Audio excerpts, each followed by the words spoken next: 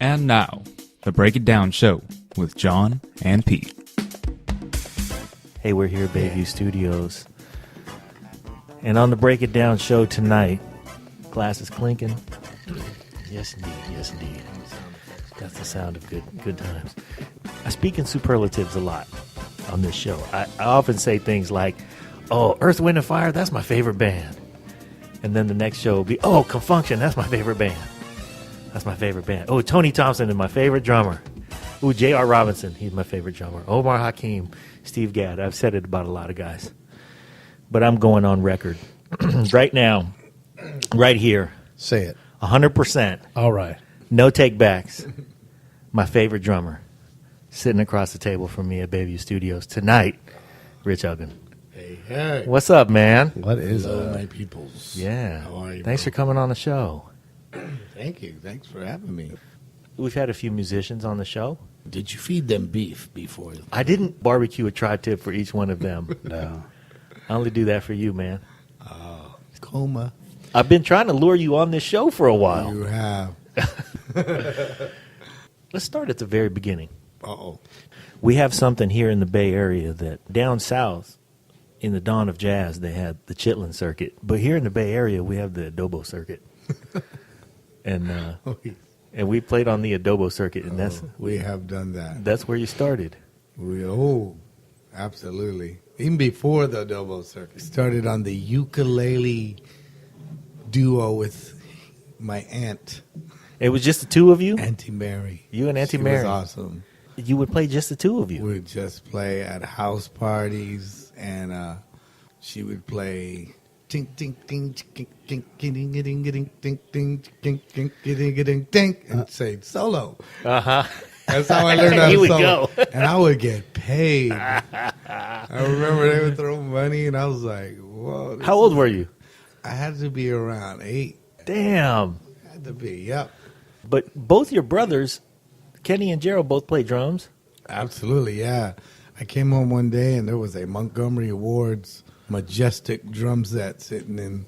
Nobody was home. There was just a drum set, and I jumped on it and No kidding. just started playing. Somehow was I there. could play drums a little bit and never stopped. It's crazy. So all three of you play the drums, though. How come none of the three of you took up a different instrument?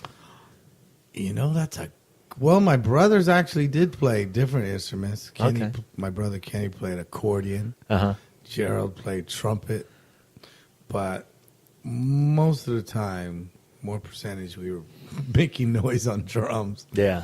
We tore up my mother's house. We beat everything to smithereens. Wow. All the stereo speakers were broken because we blasted all day. You had 3 boys armed with sticks It was crazy. at all times. Crazy. Stuff was getting hit. Stuff was getting hit. I think even before headphones existed, Dude. we would blast the stereo and bust everything up. It was crazy. And growing up here, we were listening to everything from Three Dog Night to the Beatles down to 10-year-old Michael Jackson. Yeah. I mean, we were just the beginning of Santana. That's what was so cool growing up around here was you didn't listen to one style of music. You listened to everything. So then as you progressed, what did you do like in your teenage years? Played drums, but I played congas, timbales. Mm-hmm. And my brother was playing in groups down in San Jose. And he had me come down there and sit in. So you'd go down there and play percussion. That was probably my first dose of multiple members of bands. Yeah. Real collaborative music. The band was called Katipunan. Katipunan. What kind of stuff did you guys don't- play? Oh, they played everything from the ghetto. All kinds Yeah. of stuff. Yeah. Wow. Well, that was probably my first band concept, jamming with those guys. And you were a young teenager. Maybe 10, 11. You're the youngest. 10 or 11, and you were gigging in San Jose with a big old band playing percussion. Yeah, they were doing parties and stuff Yeah. and rehearsing. But you had a bunch of guys, Yeah. and you were 11. Yeah. What does a 10-year-old or 11-year-old get paid? I got to eat a lot of rice, and watch the Tahitian girls dance. And you got some attention from the dancing girls because you were No, 11. I never got attention. No, that never happened. I was always the kid in the corner. All right. So then as Wishing. you progressed, when you were in high school, where'd you go to high school? Alameda. You went to Ensenada Alameda. High Jets. Oh. Willie High Stargell. I was going to say, yeah, Willie Yeah. I Stargell. love Willie Stargell. That's right. Bob Turner. Who else? Who musical went to Ensenada with you? Definitely somebody that's doing amazing things in youth ministry, Jesse Manabusen. Jesse Manabusen. He is one of the most awesome writers, speakers. Yeah. He's so in tune with the youth and just really connects. He's awesome. And an amazing, amazing musician. Yeah, ooh, she's Singer, guitar player, the boy is bad. buy the new album. You should. You're on it, I'm sure. Yeah. All right. So then that takes you into high school. Where does collage start off? Oh man, it started before that. A group called the Exotics. Ooh. 6 Filipino cats playing R&B music, playing Fire Yeah. by the Ohio Players. Okay. We were trying to mimic whatever we could, trying to be some The R&B Exotics. funketeers. Uh-huh.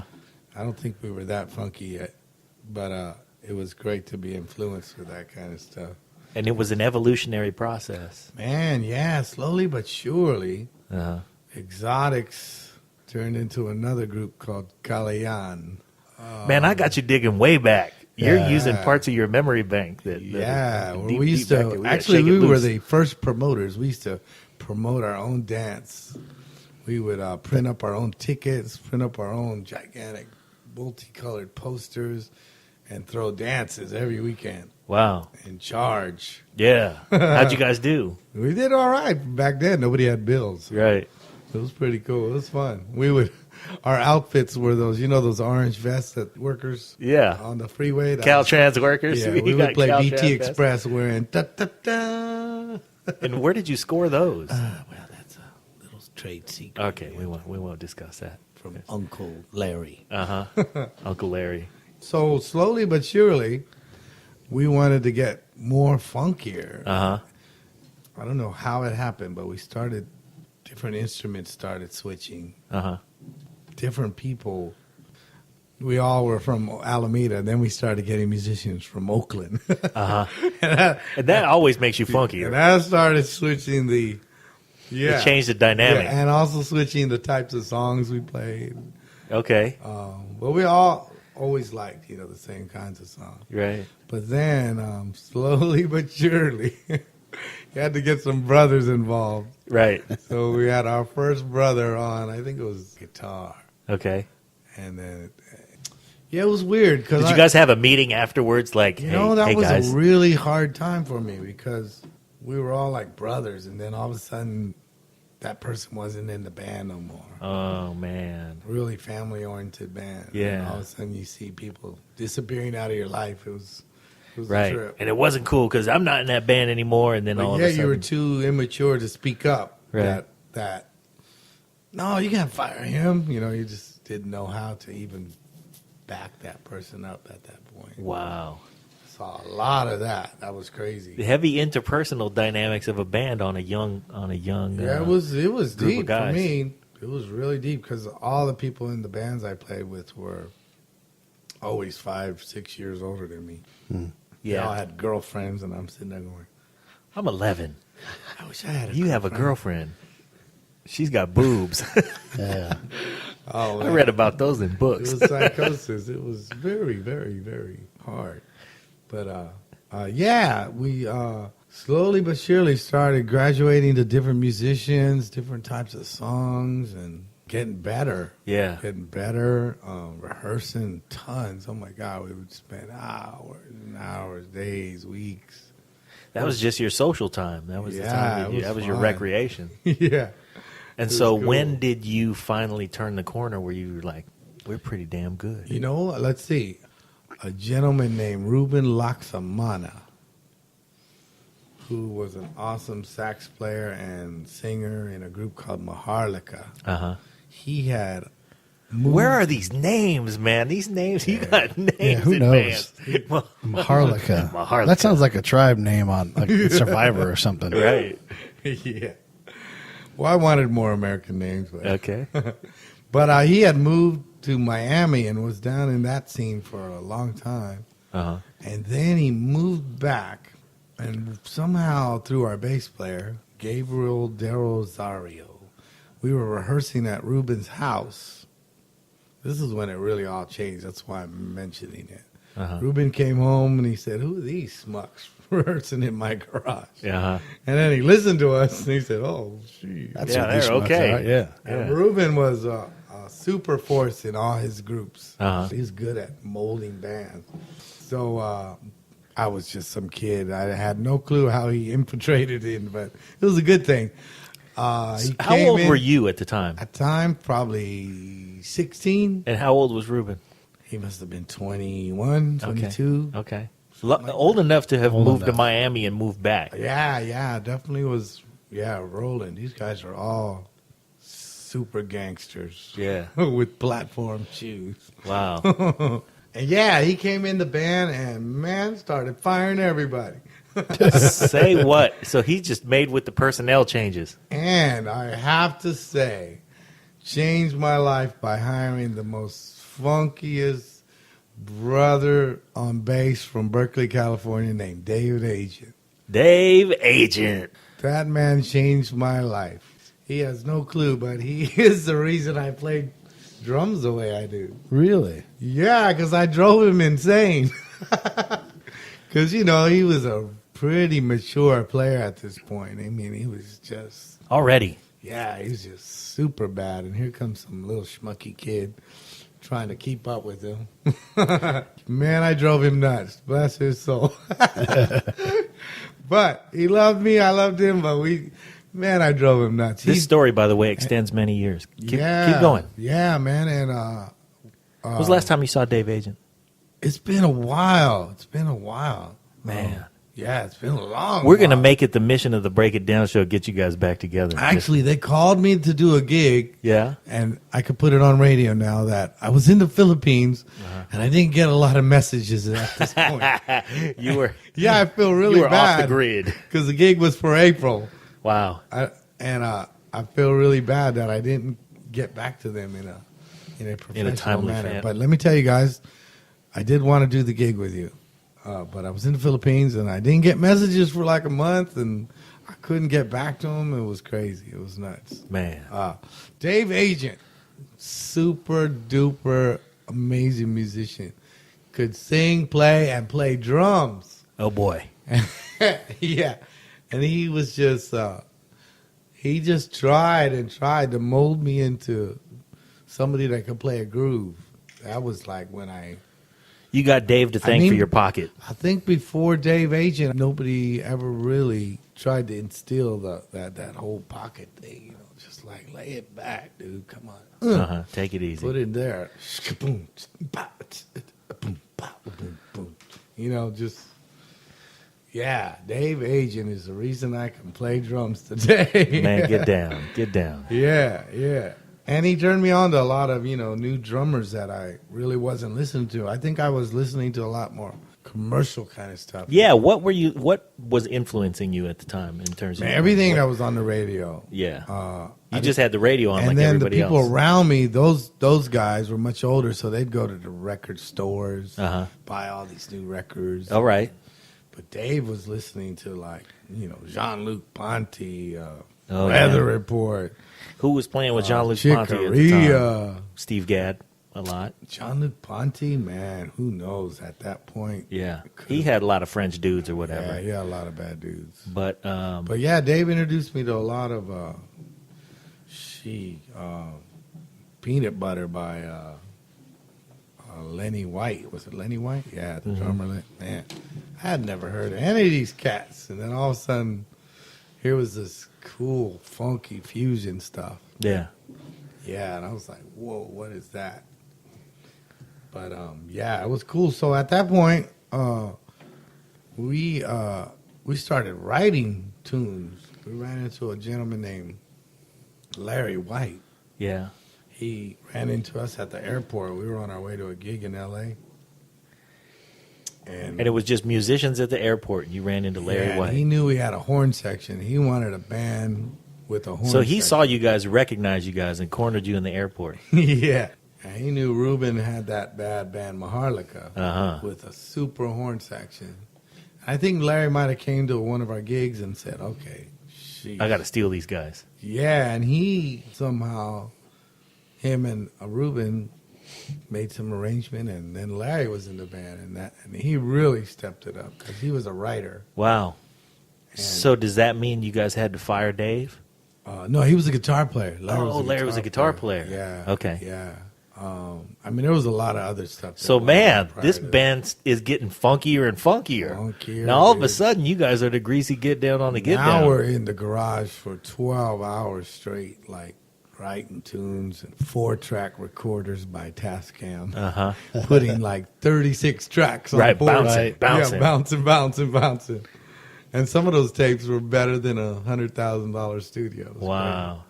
But yeah, so that's where everything really started to go crazy. Yeah. We So started now we're writing- seeing the core personnel for Collage. Yeah, exactly.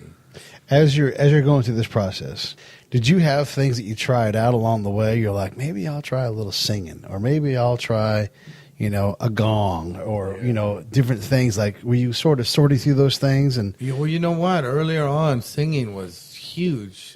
In most of the groups, we all had to sing. We just sang. Just out of necessity, everybody we had to didn't sing. even know we could sing. We just sang. Yeah. They forced you to do stylistics backgrounds, Oh, man. which was awesome. I owe it to all those kind of groups why I could sing today, It was cool. Well, yeah, we were experimenting, and now we were really studying how people made records, Okay. how the parts, why the hi-hat stayed straight. Yeah. Yeah. Why the kick drum only played on 1 and 3, Yeah. You were learning about the Yeah, construction never of even songs. tripped off that before. Just like, oh, he's only playing on 1 and 3. Uh-huh. Wow, and he did that for 2 minutes straight. Yeah. Dang. I gotta He do must have that. been bored. Yeah, but we started putting records together, and then we hear these recordings, and like, wow, that's badass. Yeah. Like, whoa. So when did something break for you guys? We started right, man. We wrote tons of tunes, Larry wrote probably 10 songs a day, and then the rest of us, Say what? yeah. that's right. And then the rest of us said, I want to write a tune. Where's Larry? Larry's down in Vegas. Wow. Yeah, he's kicking butt down there. Yeah. Still producing. Yeah. I think he's actually getting into the agent side of it now. Wow. But yeah, he was, we all wrote, but we never thought of really actually executing, finishing songs and recording it. Yeah. But then when Larry came, it was like, oh man, I'm going to pull out some of these songs I used to write and then turn them into songs. Yeah. Because now I knew how to. Right. So yeah, he changed the game on that. And Grady Wilkins, bless my brother's soul. Man. MD for the Whispers for 30 years. Him and Larry were like white on rice. And Grady came in at this point and was super writer. And then Felton Pilot from Confunction noticed us, took notice, and recorded us in Vallejo here. Yeah. At his first, what was that studio called? It was called, I don't know. I always I think of could it as almost- Electric I Ladyland almost- because they had that song, Could Electric almost- Lady. Fellstar. Fellstar. That's right, You're good, dude. dude. So now we're like really like recording, like writing tunes, and Yeah. it was awesome. And Felton, man, he really allowed me to get in on. We were recording studios, but then Felton started putting me on records. Wow. Yeah, like I didn't really know that you guys had that much of an intertwined past. yeah. Oh man, Felton at the beginning of it all. Yeah, he put me on tons of records. That's some amazing. Confunction tracks. Felton's been on our show. Yeah. What was that? He put you on Confunctions tracks. What? Who knows where they ended up? But we had me record. Yeah. You know. Yeah. Hey, actually, what was that band called? I actually got them one of my first commercial radio records because of Felton. Can't remember the name of that band, though. They were good. It'll pop up in a little bit. Yeah, right. so we were just writing every day. Talking for years now, a couple of years, just every day. 54th and San Pablo in Oakland. Man. Yeah. What's there now? It is still there. There's a crack house across the street at the apartment, but and a So giant burger. gentrified. Yeah. But still a nice little area. Yeah. It's coming up. But and then we started because Grady and Larry were now connected to the Whispers. We wrote some tracks. So is that what happened? Was Grady landed a gig with the Whispers? And Yeah, Grady and Larry. And Larry. Yeah. Wow. Because you've been the drummer for the Whispers now for... I think that was around, 24 years. Wow. Altogether. Started in 87. Wow. Something like that. It's a long one. Yeah. I mean, I was in and out, did a few other tours and stuff, but Right. but pretty much that was primarily. I always went back there. That was kind of home. Yeah. That was your It was home gig awesome, yeah. for 24 years. Pretty long, yeah. 87 to, who knows? Yeah. Wow. How about now? Still? Yeah. Yeah. Still in and out there. Wow. That'll always be number one. Yeah. Okay, so let's go back to...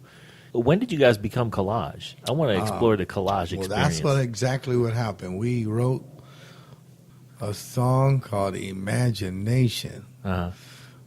The Whispers heard it and went cuckoo, and it became the title track for the Imagination album, which was the Whispers' It's a Love Thing album, and what else? Quite a few other cool songs. Maybe Keep On Loving Me was on there, I forget.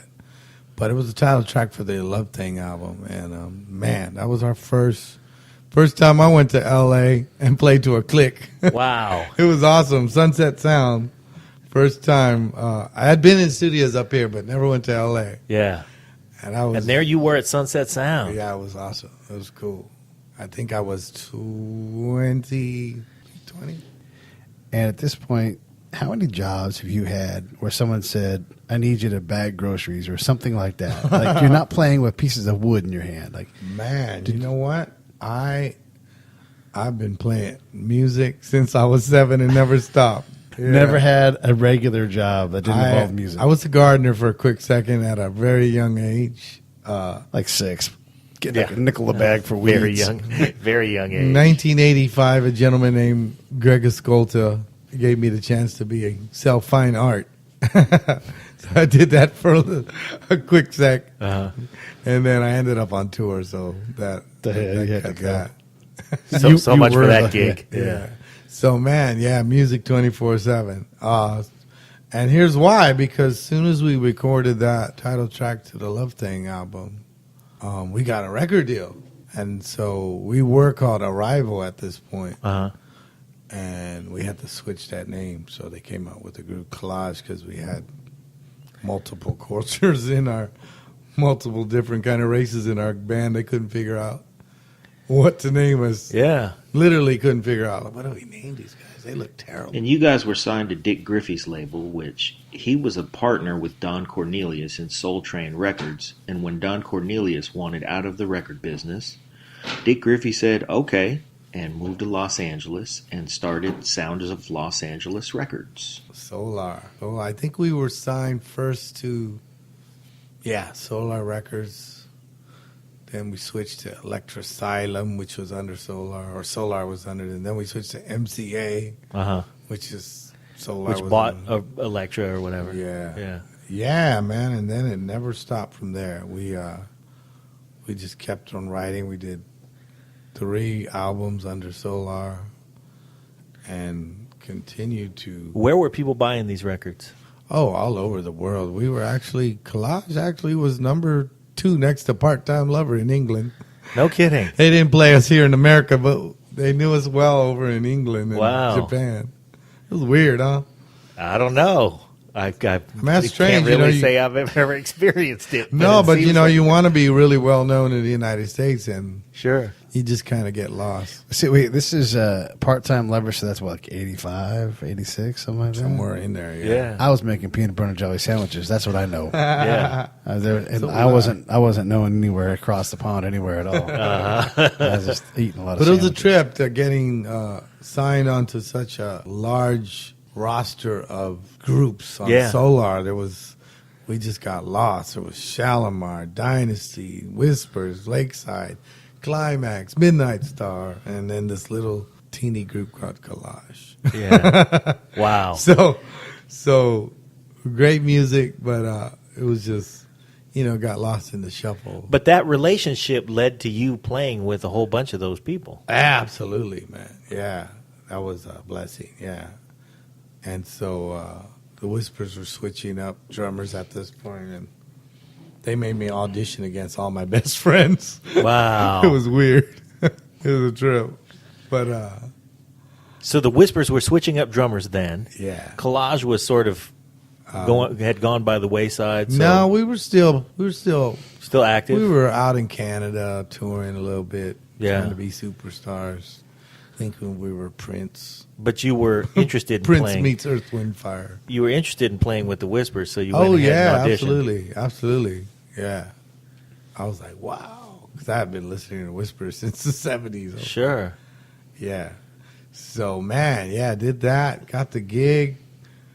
My very first gig was the Rose Bowl down in L.A. No kidding. I stood next to Stevie Wonder and Michael Jackson. It was Wow. amazing. That was your first gig with the Whispers. First gig, dude. It was crazy. That is crazy. Yeah. Yeah, it was wild. I was like, whoa. So here's where I'm going to interject because Yeah. it's noteworthy how Rich and I met. I used to share a house in Vallejo with this guy named Mike Lujan, another Chamorro drummer. Mm.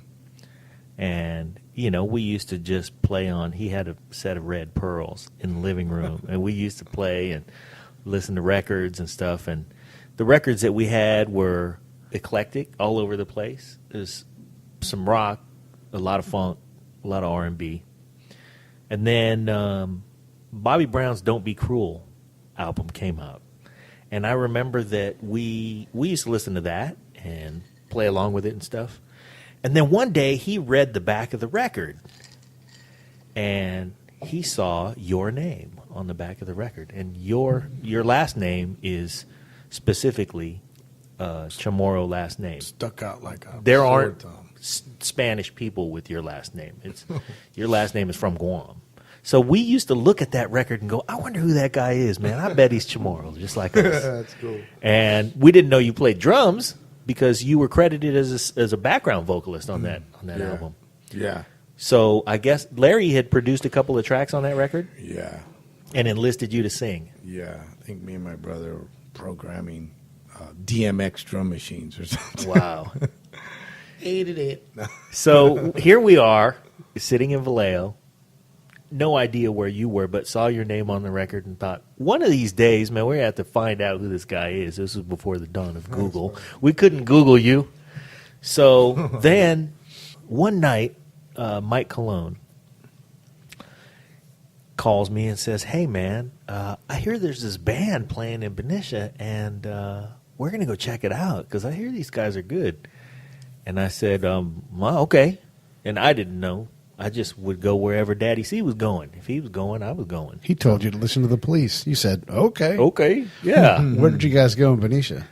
Wow. We went to the Nantucket, and we walked in, and this guy named Corey DeBrake, I guess, had gotten a phone call from the owner of the Nantucket, CB.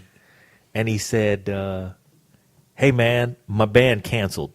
I need you to see if you can put something together. And so he had thrown together this band. Now, I don't know how Daddy C found out about it, but he said, yeah, man, there's some, some heavy hitters coming to town. We got to go check them out. So we went, and we walked in, and it was pretty early. There was nobody there yet. Right. I Now, remember that. for our listeners, the Nantucket was a local joint. It was populated by locals, and it was thick with the locals. But they hadn't shown up yet. It was still early in the night. So we walked into this place, and here was this band playing, and playing pretty loud. So we sat there and we checked you guys out, and we were listening and thinking, okay, these guys are pretty good. Yeah, these guys are pretty good. And I don't remember what you were playing. But then I remember, all right, ladies and gentlemen, we're going to take a short pause for a good cause, but I'd like to introduce the band first. So then I heard these notes come out of Corey DeBrake's bass. Doom, doom, doom, doom, doom, doom, doom, doom, doom, doom, doom. Those are the opening notes for a David Sanborn song called Run for Cover. And nobody fucking plays that. You just got to have some enormous nuts to want to play that song. And when we heard those notes, Daddy C and I looked at each other like, no, they fucking won't. They wouldn't dare. They wouldn't. And sure enough, you guys fucking started playing the song, and we went, holy shit, they're playing Run for Cover. And then each one of you took a little solo. And I remember when he said, and on the drums, Rich Aguon. And I looked up and I went, holy shit, that dude plays the drums. He doesn't just sing, he fucking plays the drums, and he plays the fuck out of them. That's funny. So then you guys took a break. All right, we'll be right back, ladies and I gentlemen. remember that. I remember all that. And you got up and you walked over to the bar, and I said, I got to go introduce myself to this dude. And I walked over and I went, I forgot, son. And you turned around and we exchanged pleasantries and shit. And then it was like, man. So that was around 1991. Wow. That's when it was. 91, maybe 92. I'll get the date exactly. Maybe 90, because I left right at 91. Okay. Well, how'd you get in the bar then? How are you? Maybe it was it was 91, man, because I was 21. And here's the thing. I remember when it was. It was somewhere in the neighborhood of the beginning of June. It was the beginning of June, 91. And this happened. I'm going to get back to this particular night because it was a monumentous occasion. But first, I'm going to fast forward to the next day because I called my dad on the phone. And I said, Dad, I met this dude named Rich Aguon last night. And goddamn, motherfucker's bad on the drums. And he was like, really? And he goes, yeah. I said, yeah, man. And I started telling him about you. I said, man, he's cool as hell. We were talking, and and I told him the whole story about the Bobby Brown record and how we sat and stared at that thing, day after day for months going, one of these days we're going to have to figure out who this dude is. That's funny. And I told my dad all of this stuff. And just like my dad likes to do, he'll let me tell the whole story. And then he'll go, is he from Alameda? And I said, yeah. And he goes, that's Frank and Julie's kid. I think he's the youngest one. And I was like, oh, God damn it. We've been looking at this record for months, and you never said anything? And he goes, what record? I was like, well.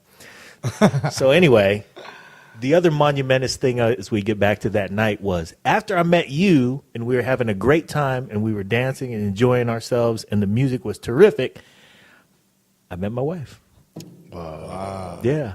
Now, we had met each other the summer before, a couple summers before At that. that club? We met at Sun Valley Mall. We used to work there together. And we always would look at each other. Hey, what's up, girl? How you doing? Yeah. But nothing ever happened. And then a couple years later, that same night that we met, I looked across the bar and I was like, there's that fine girl with them good shoulders. I'm going to go talk to her. And so He's only saying shoulders because you're here. yeah. So, right. She had nice titties, too. So, anyway. And on nice titties, here comes Mom. Here she comes. Hello. So, yeah. Same night, man. Wow. Yeah. It's heavy, huh? That's Look at that. Wow. deep. Yeah. How you doing, baby? So, anyway. That happened. That's cool. And that was the really the start of our friendship. And that was 1991. Dang. That's crazy. Yeah, man. It's a big night for you. Yeah. That was shit. Thank you, Daddy C. And this young gentleman here. Right. Say hi. Really, seriously. It was, yeah, What's the- Beginning of it all. the beginning of it all. So at the time, where did you go? You left on tour? I got this insane audition to do Paula Abdul. Yeah. Jesus. Straight up now, tell me. That was the Forever Your Girl tour. That was Spellbound. Spellbound? Spellbound. Yeah. So The opposites attract stuff. how'd you get that gig? That's a good one because Collage, our diehard forever manager, Mr. Marty Hum, loved us to death. That was another good thing. As Collage and Arrival, Marty got us to open up for every concert that would ever come to town. Wow. Yeah, I right mean, on, Marty.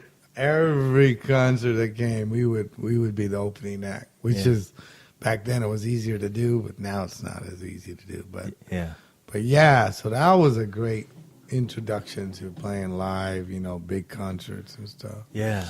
But then, man, it was crazy. Remember how that same concept where we would switch band members and we came to some fork where some of the cats wanted to use different management, and we parted ways, and I was deep for me because Marty was like one of my best friends.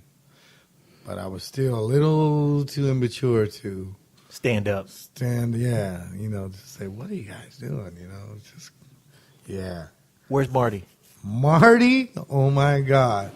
Marty is one of the biggest tour managers in the world. We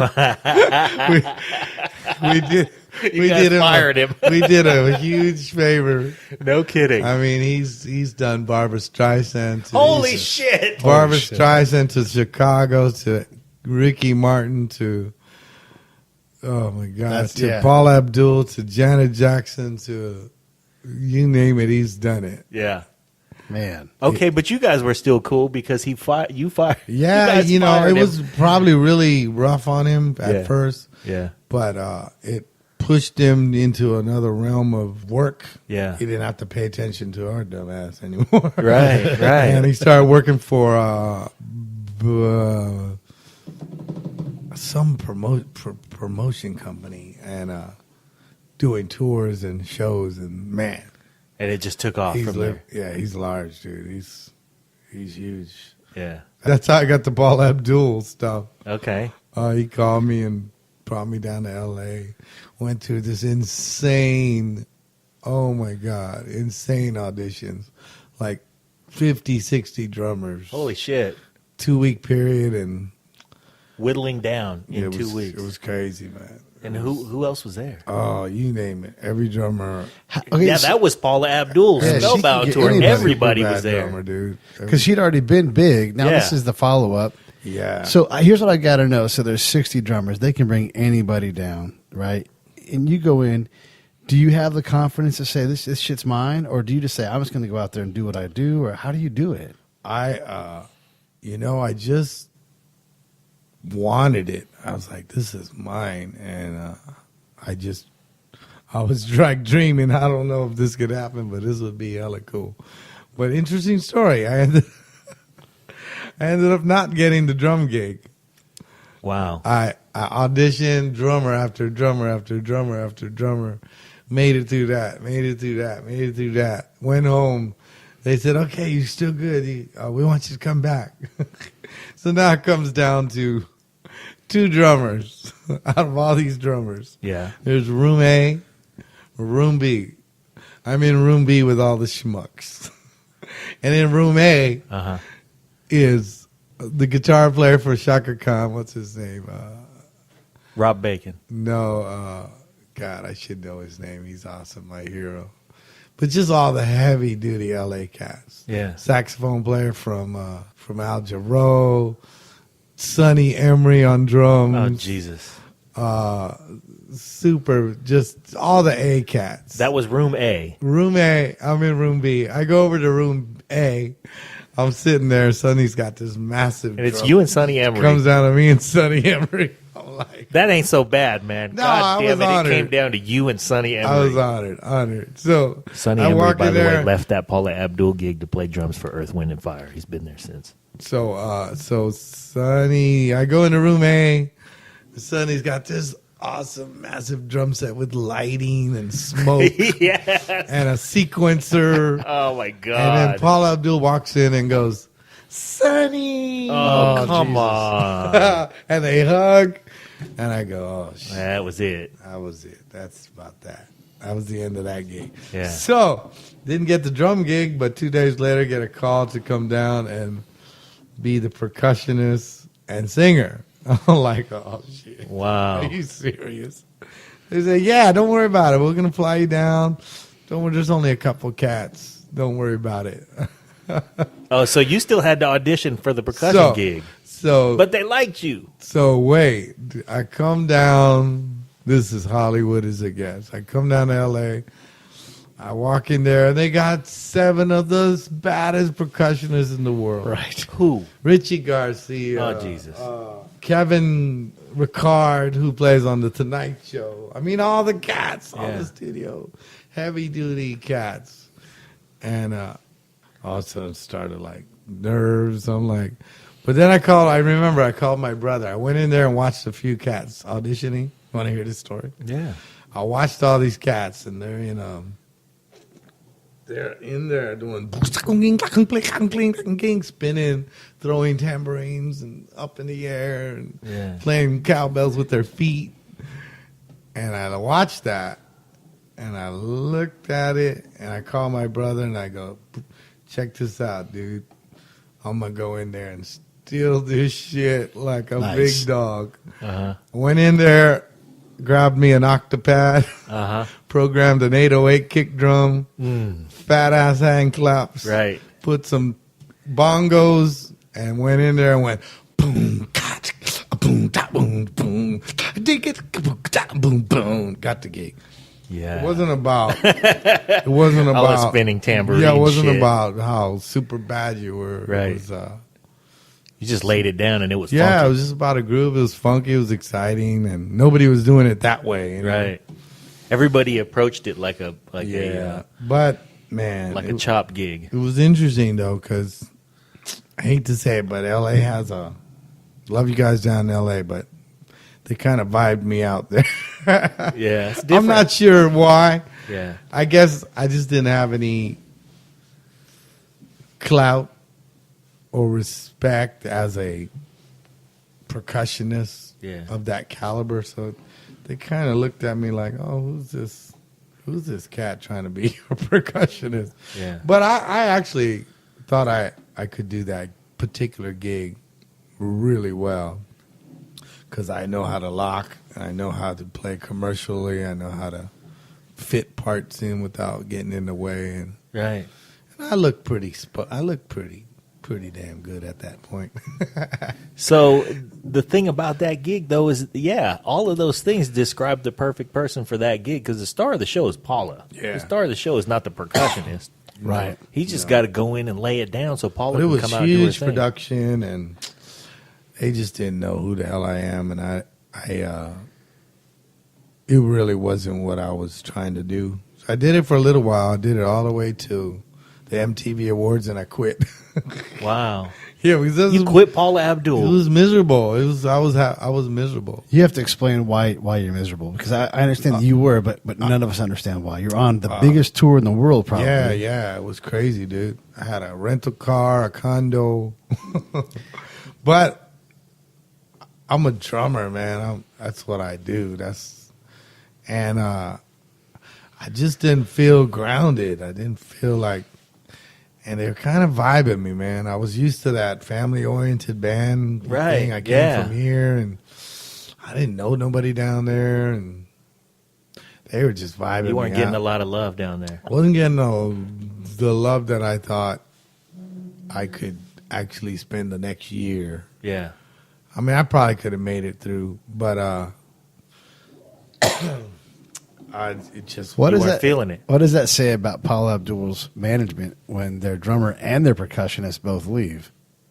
Well, no, Sonny did it for He about, finished the tour. Yeah, Oh, he finished did? the Okay. tour. Okay. But God is amazing, because 2 days after I quit, Mr. Felton Pilot calls me at 7 in the morning and said, dude, MC Hammer's doing his World Too Legit to Quit tour, man. I need you.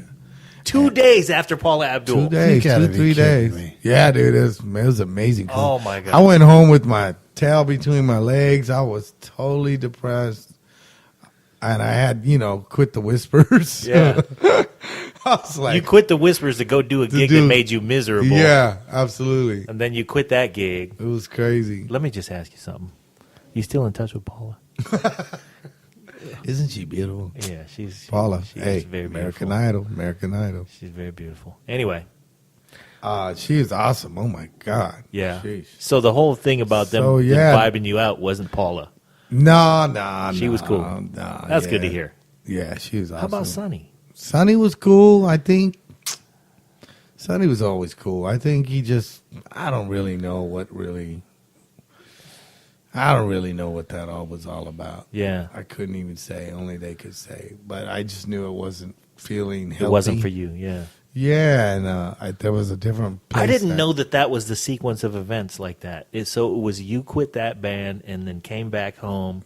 Yeah. And 2 days later felt 3 days later, oh my God, fall into Boyz II Men, TLC, MC Hammer, and Jodeci for a year and a half. It was awesome. That was the bill. Yeah. Was MC Hammer, Boyz II Men, TLC, and Jodeci. Yeah. Holy shit! They were rocking at the You guys, time. I think, went to 186 countries. They rolled for over a year and a half. Yeah, it was a long one. Wow. That was the dawn of Boyz II Men. You That saw was. Boyz II Men when they were boys. Dude, I saw them when they were kids walking around with puppies and remote control cars. Wow. And TLC was silly puttying everybody on the plane while they slept. Yeah, that's early for them too. Yeah, Very Wow. really early. It was awesome. It was crazy. We had a year and a half. Yeah, it You was were crazy. gone for a year and a half. yeah. Did you come home at all? I came home. Not much, but came home. Yeah. Sorry, kids. Love you though. Not much. But Your kids didn't see you for damn near a year and a half. well, man, it was interesting. It was flying by Yeah. like It's flying by and you were like making a living. lightning. But I was home. I just wasn't. Let's talk about who was on that tour with you. I was Dave Agent. That was an amazing band. Oh That my was an God. amazing. That was the band that was right then. What Felton did was he picked up the phone and he called. That was MC Hammer's big. He was the king of the universe right then. Tapped out. Yeah, at that time. Capitol man. Records hung the MC Hammer flag on their flagpole. Oh wow. Yeah. Dude, Yeah, they didn't do it that was- for the Beastie Boys. It was huge. We had 20 trucks, 20 buses. trucks. 20 buses. And you took that ensemble to 186 countries. They was rolling. They were rolling. My God. Man, someone's got to figure out. Like, 'cause at some point you leave Australia and you're not going to fly 20 trucks or 20 buses, and you got to go to the next place and I think they actually had A and B equipment. They had equipment. They had to leapfrog. right. They had equipment here and equipment there, if I'm correct. Just So think they would about have to that. ship Yeah, and container ship and an no entire mistakes. tour worth of shit Right, and no mistakes to the next at all. continent. Right. That was Hammer. He was, man, he Yeah, had the he world was in the palm of his hand. He at had that the world second. in the palm of his hand. So that band. Yeah, that was crazy. We had two drummers, Billy Johnson from Santana. That and was Maze. you and Billy Johnson. Two on the drums. drummers. See, let me just get back and reiterate this point. This was Felton picking up the phone and saying, I got MC Hammer, and he needs a band, and I'm calling the fucking baddest people I can. Who's in this Rolodex? I'm getting the baddest that this world has to offer. He got you and Billy Shoes Johnson on the drums. Juan Escovedo, Yep. Sheila's bro. Yep. The Earth, Wind, and Fire horns. The Earth, Wind, and Fire horn section Horns for of a year and a fire. half. Dude. 3 keyboard players, super bad cats. Yeah. Melvin Carter. Think about how Melvin hard that is Carter. to do. He's back from then. Vallejo. Yeah. Vallejo up. Felton has to grab a phone and go, shh, Uh-huh. Yeah. and you may not even be there. You Right. know? Oh yeah, we have. We just made it through the rhythm section. Yeah. So 2 drummers. So, 2 drummers. 2 percussionists. 2 percussionists. 3 keyboards. 3 keyboards. Who were they? Mel? Melvin, I can't remember this guy. He's from New Jersey. Awesome cat. God, on the tip of my... Sorry, bro. and Jamie Hawkins. Familiar with that name? Yeah. So then, man. Jamie Hawkins, who now runs his own church and is awesome, amazing. So does Melvin Carter, by the way. Yeah, they both do. Yeah. That's amazing. He's in And Greenville, North Carolina. What's up, Mel? Mel? What's up, Melvin Carter? Anyway. Dave Agent and Kenny Franklin on bass. Crazy. Man. And so there you are, back together with Dave. Yeah, isn't that crazy? Uh-huh. What a trip. Man. So you guys went out, and that was, for everybody who's listening, the MC Hammer Pepsi commercial. Absolutely. With the 50 million people on stage. Those were the 50 million people. Oh, yeah, not to mention. You pulled the horn section away from Earth, Wind, and Fire. Hey, you guys, let's take Earth, Wind, and Fire a break real quick. You guys come out with us. Take you a break. Cool.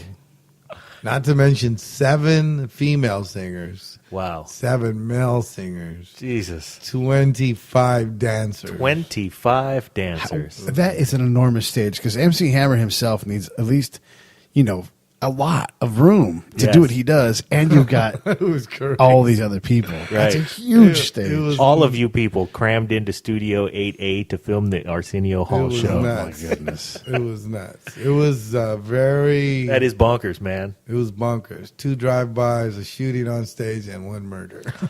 On stage. Yeah, on stage. I mean, but what you just described in personnel is like 5 bands. Yeah. Yeah, right. You know 3 what? guys on the there keys. were very successful entire record labels that Right. didn't have that many musicians. That didn't even cover Boyz II Men's entourage, TLC's entourage, Jodeci, entourage. right. It had to be over 300 people traveling. It was insane. Everywhere you guys went, you Nuts. dragged 300 people with It you. was. Let's see. You guys It had had to be MC Hammer because- had a 727 Yeah. Hammer time on the It was tail. nuts. Let's see. That There is had to be at least insane. 60 people. That's a rolling city. in ours, at least 60, another 20 in the other, another 30 in the other. How many buses do you guys have? We started out with 15, 20 buses, 15, 20 trucks. Crazy. It was nuts. I mean, where do you park that? Yeah. Yeah. It was crazy. A bus. A bus. Where do you park 20 buses? Yeah, 20 buses.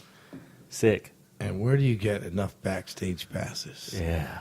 Where do you get enough of those? All right. Now, here's where we get to the good part of the show. Yeah. What's the craziest thing you've seen backstage on that tour? You don't got to say names. It's just. It's a whole lot of redact. If you like the show, And you know you do. send us some pictures of your movies. Don't do that. Support the show. There are 3 ways you can support us. Number 1, go to iTunes or Stitcher or wherever you listen to podcasts. And leave a 5-star rating and review. It helps with the show metrics and it helps us get better placement. Number 2, Visit our website. www.breakitdownshow.com. We've got an Amazon and an eBay link. Same Amazon, same eBay, you know and love, but they give us a little kickback when you get to their site from ours. And number 3, leave comments about the shows that you like. We want to know what you think, how you feel. Tell us how to make the show better. We greatly appreciate it. Now back to the show. We like boobies. Just talked to her at Dirty Loop's concert. Yeah. Man, that's a place right there for that. You want to find out where the musicians are? Oh. That's where the musicians come out of the woodwork right Really? there. The Dirty Loops concert Or Snarky Puppy. or Snarky Puppy. Those are the 2 fucking musicians. You are hip bands to right now. Hiatus Coyote? No, who's that? Oh, dude. God, just when you guys finish here, Hiatus go Coyote. over there, punch up Hiatus Coyote Live Fire. You're trying to keep me awake all know. night. Fuck. These guys are going to trip you out. They're All from right. Australia. They missed the Grammy by this much. Snarky Puppy beat them out, but watch what they're doing. If you're going to lose to Snarky Puppy, you're doing all right. Dude, watch them Hiatus after Coyote's this show. bad, though. Hiatus Coyote Fire Live. Yeah. Blow your minds. Killing. Like, All right. you go like this. What the fuck is that?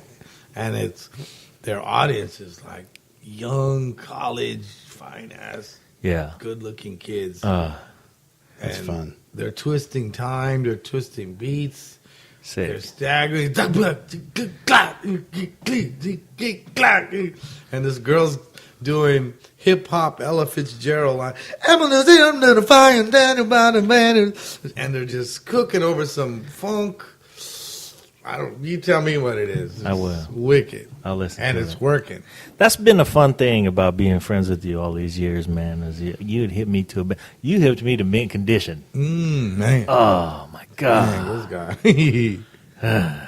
Crazy. Anyway, I wanted Mint Condition's career to be more skyrockety than it was. Yeah. I thought it was really going to be amazing.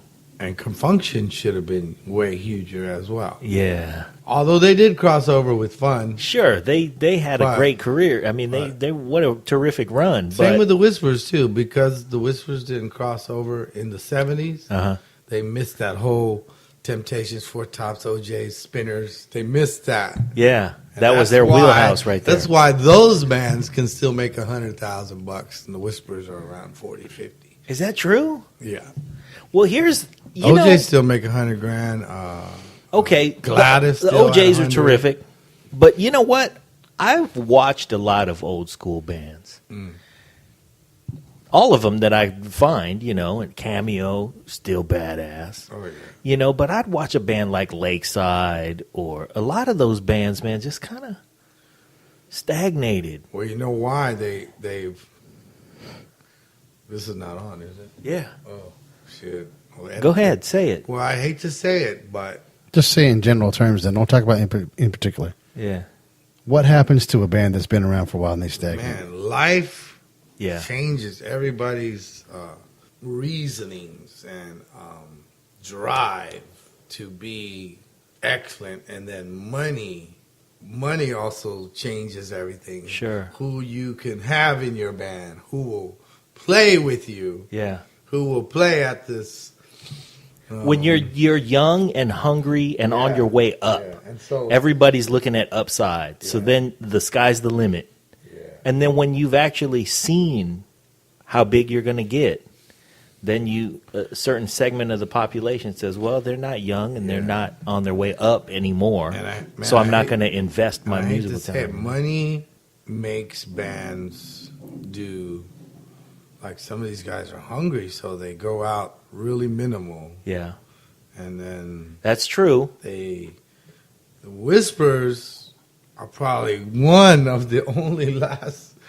There's a few that refuse to fall into that. Yeah. Like, you know what? We'll just do it, man. It's $10,000. Let's just do it. Let's just go out there. We'll It's do it. like- Just the four of us. Yeah, we can. You know what? We'll just Yeah. bring some tracks with But us. there's tons of bands that Go out there, I make a don't few know how bucks. to say it without being. I'm not trying to be demeaning anyway, but the Whispers try to.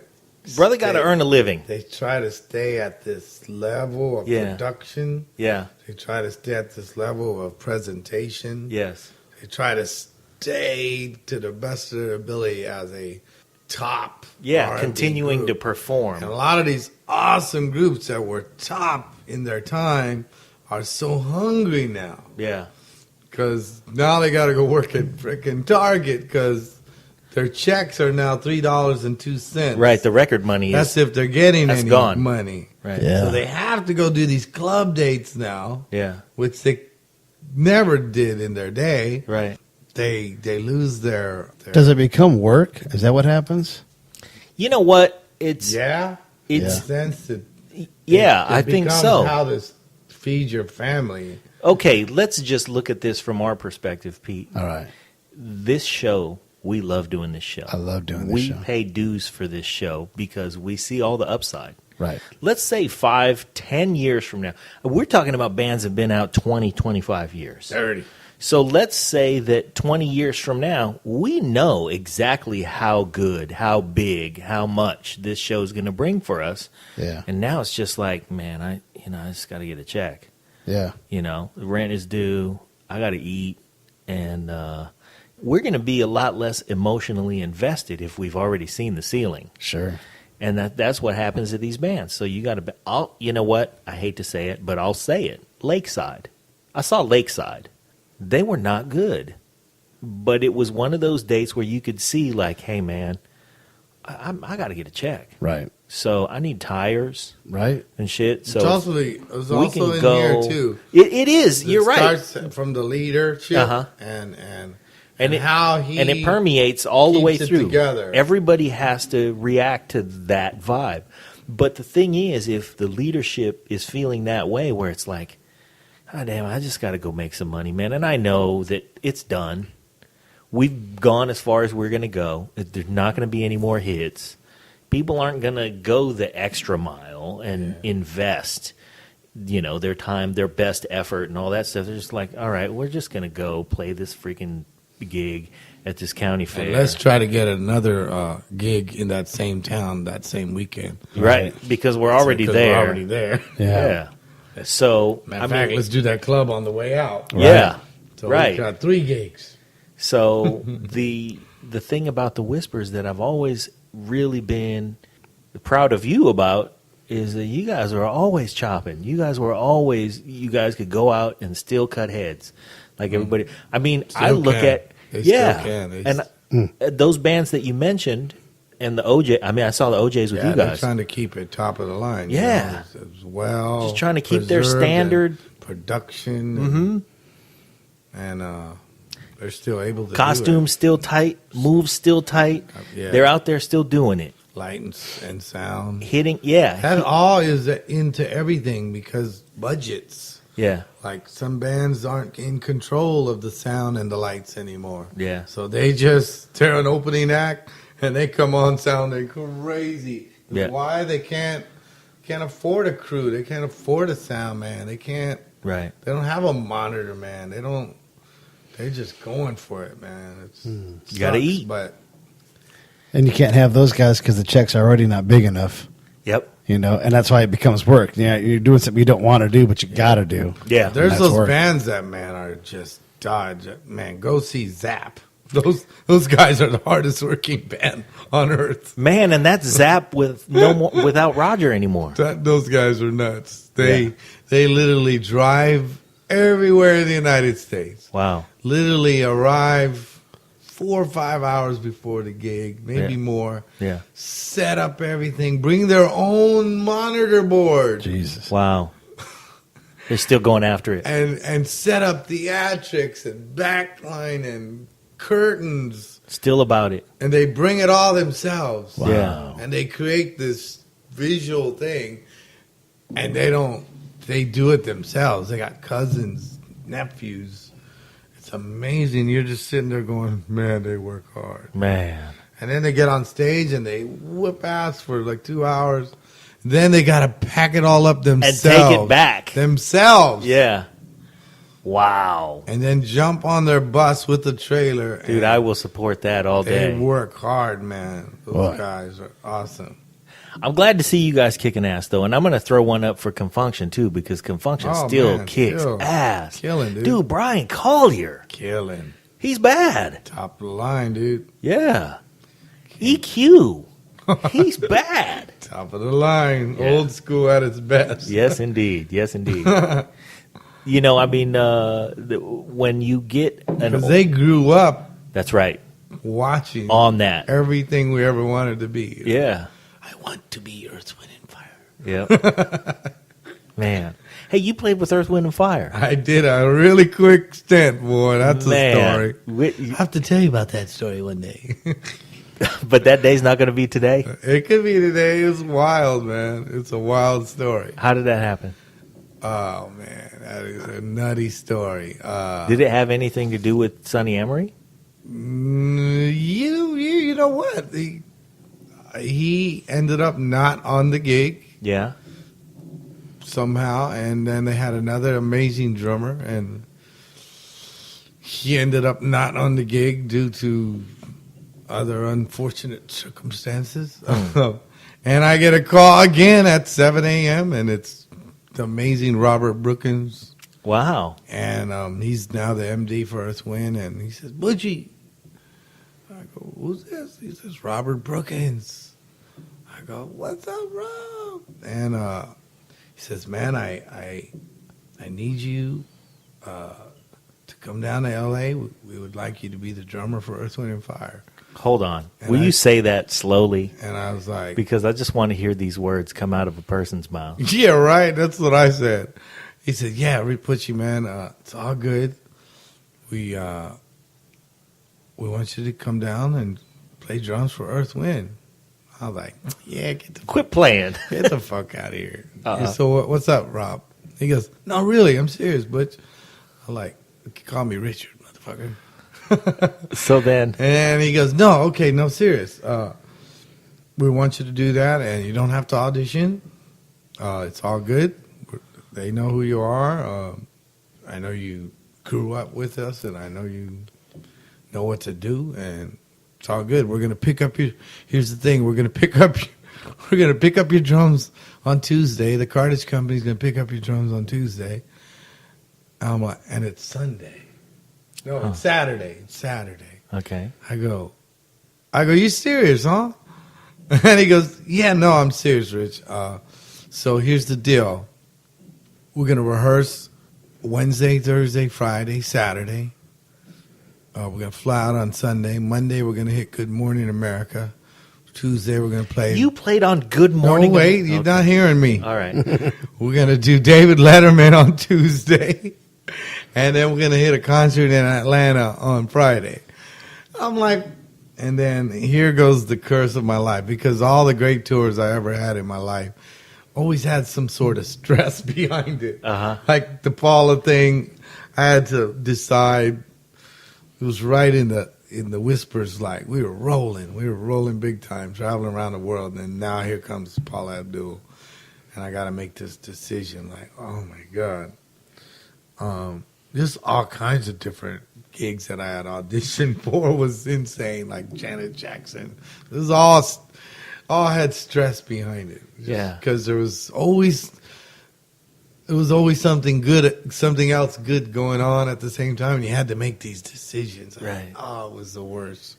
But it was, awesome blessing, but it was always... So now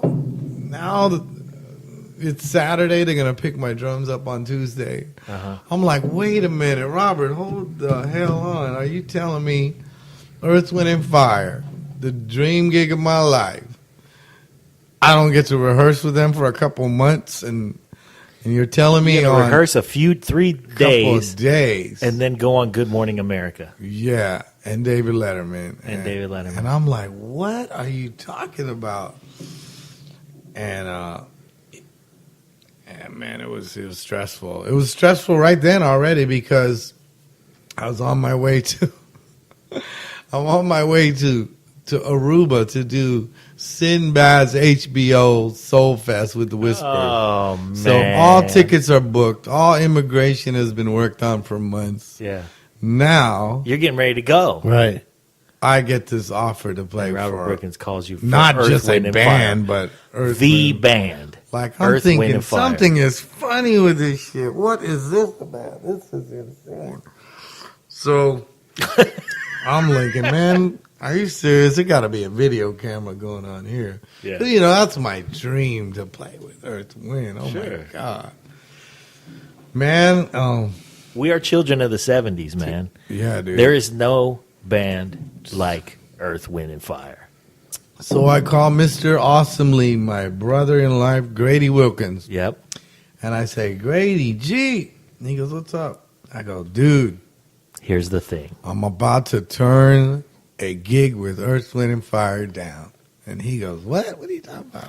Why on I earth go, would you do that? Dude, they just called me to come to L.A.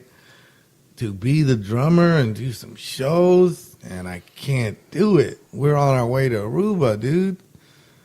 And then he was quiet for a second. He goes, man, you know what, bro? Man, you're going to have to go on and do that. It's your life, dude. I'm proud of you. Man, bless his soul. He was an awesome cat. And I go, dude, how are you going to do that? He goes, man, I'm just going to have to find somebody, dude. It's just one gig, and I'll have to tell the Whispers. And so more stress.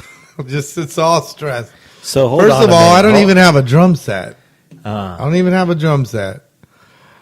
My drum set is on a truck headed to Detroit because we're going to go do whatever, Yeah. Shane Park or whatever in Detroit, and Okay. then fly to Aruba. So I don't even have a kit. There's nothing for the cartage company to pick up on Tuesday. Nothing. I don't have flight cases. I don't even have a drum set. I don't have cymbals. Yeah, it's I gone. don't even have my stick It's- bag. it's on the dude. road. And I'm thinking, what? Let's just say for a minute. I Yeah. want to get right back to this. Let's just say for a minute. God bless Grady Wilkins. Absolutely. God bless Grady Wilkins. Okay. So, you don't have a drum set. I don't have a drum set. I don't have sticks. I don't have nothing. Yeah. Nothing to go to LA and be a drummer. Right. So I call a few drum companies, and it became an insanity run of trying to. Is that you got a Rolodex that says, well, let me call so and so at Pearl, let me No, call I so and so don't, at dude. DW. I was let me always call- really bad at that. I mean, I had endorsements from the prior tours and stuff. Sure. But man, it just became insane. So I had to come up with a drum set. I started calling. You got two brothers who play the drums. Yeah, but it wasn't like that. I needed, Yeah. like, you You needed a whole road setup. Yeah, to send. Right. And I called EW. He helps me out, but he can't give me a full kit because he had a big roster at the time. But he says, I got a drum set for you out there in the Bay. I'll give you 75% off. I like 75% off. I'm thinking, I don't want to spend no money. Yeah. But I go, Earth, Wind, and Fire, who cares? Yeah. So, man, I went and bought me a $13,000 kit. Holy moly. But of course I had 75% off, but That helps. I didn't really have time to really look into anything endorsement wise, or Yeah. it was just so last minute. And I ended up buying cymbal stands, cymbals. I spent like $5,000, $6,000. Fine cases. I call every musician I know, get cases, flight cases. I don't even know how to set the shit up. I buy new racks and Yeah. I'm like stressing. Meanwhile, Grady's telling the Whisperers I'm not going to do one of their biggest gigs they've ever done on television, the HBO special from Aruba. Jesus. It was like, I'm like, dude, this is insanity. Dude, it's stressful on you right now just telling the Yeah, story. it was really, it really was really crazy. And the Whispers weren't happy, man. They sent a message back to me in some form. Yeah. Like, we're proud of you. We understand, but you really should think about your decisions. Yeah. Maybe put a little thought to this. Do you want to, pretty much, do you want to just. Yeah. This is how you your gonna- home gig. Yeah, how you going to play this, my son? Yeah. Like, dang, are you just going to dog us out? And I'm like, oh my God, are you serious? Yeah. Wow. I'm like, wow, okay. Earth, Wind, and Fire, the Whispers. I'm like, wow, I've been with the Whispers 20-something years. I'm not just going to fuck them out of. It was just really stressful. Yeah, terrible so timing. Grady, Smoothed it over. somehow he sort of smoothed it over. As I get down to L.A. and they got my shit set up, and I'm looking around. I see Verdi and White's amp, and I'm like, no way. It's real. Yeah, I'm like, whoa, this is cool as hell. Man, and we play Fantasy, and I'm in La La Land. We play After the Love Is Gone, and I'm My like God. about to have an orgasm. And I go, am I really serious? I'm not playing with Earth, Wind, and Fire. Man, we go through a couple of moments of that day or so, and then Grady calls and says, man, the Whispers are not happy, dude. And so we discuss. And so I tell the MD for Earth, Wind, dude, I have one last Hurrah with the Whispers. obligation I can't get off. I'm going to leave Saturday. I'll be back Sunday. I'll be back Monday morning. Yeah. You're going to go do the Aruba gig. Yeah. Go do just that one gig, come back. Yeah. Man. So I do a couple of rehearsals with them. Everything's beautiful. I fly to Aruba and everything falls apart. And that's the end of the Earth, Wind, and Fire gig, dude. Yet my $6,000 worth of gear is still in L.A. Wow. And, they just didn't feel First of all, they didn't know who the hell I was. Yeah. They were only going on his word that I could do it. And I was the man for the job. I loved that group my whole life. Yep. I knew the show. I knew the songs. Backward and forward. And it just wasn't meant to be. Yeah. Otherwise, it would have been. Right. Man, I get to Aruba. I call the MD back, and he doesn't answer. He calls me back. I miss him. I'm on television. And I guess at some point they just made a decision. We got to go with someone else because our show is this week. Right. And that was the end of that. Wow. Yeah. So in and out, superstar for about weekend. half a week. Yeah. And then, you know what? I didn't let it bother me. You can't. I said, man, You if played this with was- Earth, Wind, and Fire. If this was supposed to be, then I would just be doing it. That's true. It wouldn't have went down this way. That's right. I have no clue why it went down that way. Also, you played with Earth, Wind, and Fire. That was beautiful. But it was such a stress. Yeah. You know, it was an awesome, I mean, awesome. you drove the train with Verdine White. It was You and interesting. Verdine, man. Whatever. Locked in. But man, it only lasted for about 2 days. Yeah, man. But hey, check it out. It just would have been. But now my best buddy, John Paris, Yeah. has been playing with Earth, Wind, and Fire right after that moment for the last, 11 years now. Wow. So on the Earth, Wind, and Fire chart on Wikipedia, there's a dot. It talks about your era. Yeah, It's the just dot. tiny. Just a dot. The dot. But man, it was an awesome honor to even be considered.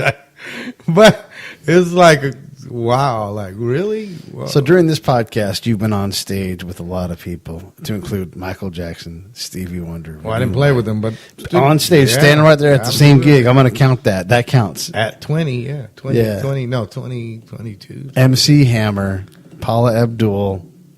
You've seen a lot of famous butts. Yeah, you can punch me up on YouTube. You can punch me up on YouTube on all those. Yeah, there's YouTube. Find them footage. somewhere. Sure. It was cool. It's definitely a blessing, man. I got to play with, sheesh, all the people. Pretty much everybody. Yeah, a lot of people I would have Fuck, never man. dreamt of playing with. That's awesome. I wish that gig would have, whatever, we could wish all, Hey, can you all day imagine? long. But you played with Earth, Wind, and Fire. Well, you could almost say that. I didn't quite make it to Good Morning America. Yeah. I'm counting it. Yeah, you can count that for sure. Really? Damn. That was probably one of the wickedest gigs I've ever experienced. I 'cause would say. It was like, take the pebble out my hand, grasshopper. Yeah, exactly. And I got the pebble, and then all of a sudden, Kwaishan Kane went and bam, knocked me out. Yeah. Said, Upside your so head. sorry, give me grasshopper. that pebble back. It is not to be. What year was that? That was, what the hell year was that? It had to be about 11 years ago. now. Wow. Yeah. I think Makes John's sense. been doing it. And he's doing an awesome job, and they're coming here with Chicago. Yeah. And every time I see Earth, Wind, I go, Man. I wonder if some Guamanian drummer ever could have really been the drummer for it. Dude, that would have would have looked strange, but would I have don't know. I think it would have. Hey, you know what? I'm sure I'm not the only drummer that has experienced some crazy ass getting and not getting. Yeah. But it was Earth, Wind, that and was Fire. a wild one, though. If I could look back, that's like one of those. And nobody things where- nobody knew that I went and spent $7,000 getting some gear. Did you get that kit back? Oh, it's still around. Yeah, It's still around where? it's still around. My brother's got it. Your brother's got it. Is it? What is it? The green ones? The orange one. The orange ones? Yeah. You're still playing that kit now? He's got most of that kit. Yeah. Okay. Yeah, that hit hard. That I owed money on the gig. On the Yeah. whole experience ended up being a net loss. That was crazy. It was all good. But you didn't become a drummer because you wanted to make a bunch of money, you know? Nah, I just wanted the catering, chicken. The chicken wings. You know how we roll. Thanks, man. You do this again with us? Absolutely. All right. Rich Aguon, ladies and You gentlemen. see, I don't have a problem speaking sometimes.